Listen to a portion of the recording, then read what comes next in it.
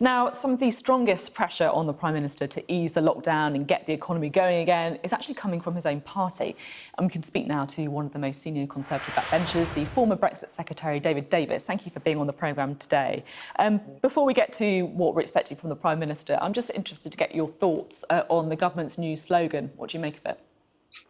Well, I don't want to see a policy driven by slogans. I mean, one of the difficulties we've had so far has been a certain amount of confusion about messaging, whether it's on masks or whatever.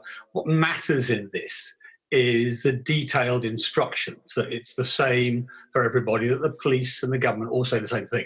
So I don't mind stay alert. I happen to think that the government should rely more on people's common sense and informed decisions than on blanket rules. So I don't mind the change, but frankly, as far as I'm concerned, the slogan is secondary to the main policy. There's been some speculation that the stay-at-home message was almost too successful, that people were staying at home when actually it meant that they weren't working, and that, of course, has a knock-on impact on the economy. Do you think that's right?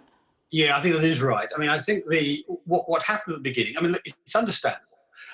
Every Western government, if you leave out the Asian governments, every Western government has made mistakes on this and has had to scramble to get their policies in place.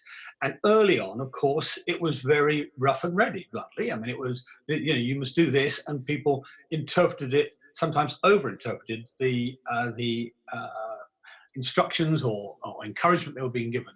So that's right. But as we go along, that's where there's scope for making this more precise. I mean, Mark Drakeford, talking to you earlier, was saying, if this is not jobs versus lives. He's right in the sense that there are things we can do which can save jobs and not jeopardize lives. There are other things we have to do which would be dangerous if we put jobs ahead of lives. So it's about precision. It's about care and attention to detail that get us through the next several stages of this policy. So let's talk about some of those specifics. What is it that you're hoping to hear from the Prime Minister later? Well, I'm hoping he's going to give us a stage relaxation. I'm hoping he's going to pay attention to some of the detail. I mean, let me give you an example of why I say detail matters as well as grand strategies and grand targets.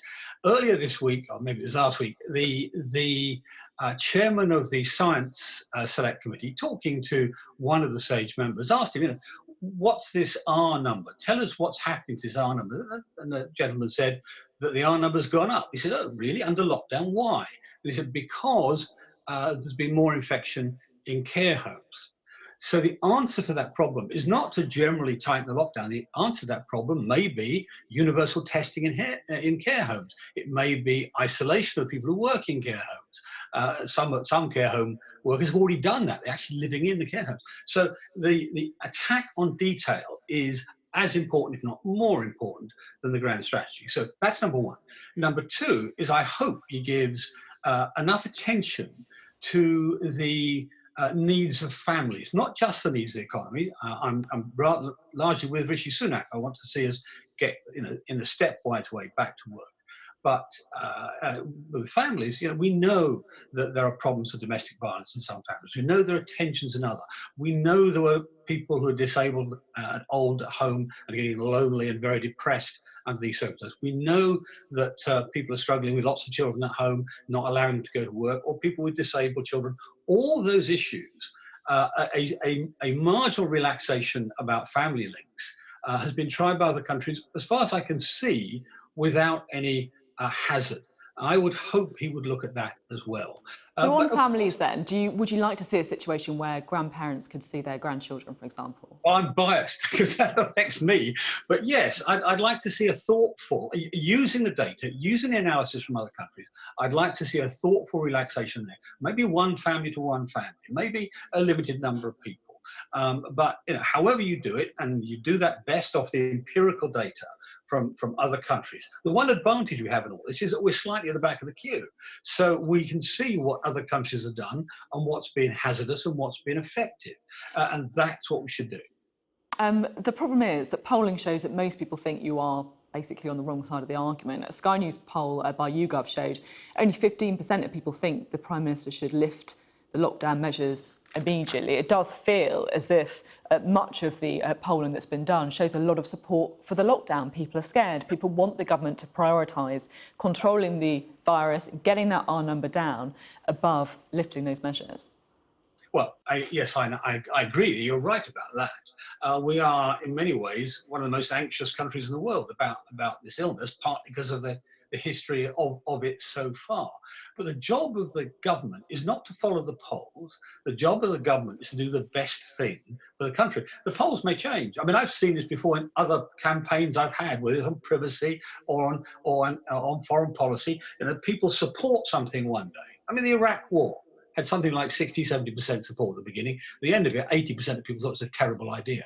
Now, what matters is not what the polls say today. What matters is what the polls will say in a year's time when we see the impact of the policies. And the job of the government is not to follow the polls, not to fret about that, but to deliver safety on the one hand, and economic recovery and social stability and health on the other. So they can do that. They're beginning to get the data. There's more data becoming available every day. They can do that. They shouldn't fret about the polls. I've never worried about being the wrong side of the popularity contest. On that data, are you concerned that some of the data and the modelling that the government has been basing its response on so far is wrong? Yes, very much so. I mean, at the beginning of this, I mean, one of the changes in the government's policy seemed to be precipitated by, in particular, the Imperial College model, the Neil Ferguson model, which predicted first 500,000 deaths, then a day or two later, 250,000 deaths. And it's a model which has now been widely criticised as badly constructed, full of errors, and essentially for not being reliable. And also, of course, previous runs of similar models by that team have pretty much always overestimated the death rate. Now, it's very, very important you get this sort of thing right. You know, just because a number comes out of a black box doesn't mean it's right, any more than any other automated system is right. You know, we've had in other areas of life scandals where bits of software have failed, from autopilots through to all sorts of things, through to Treasury Fork.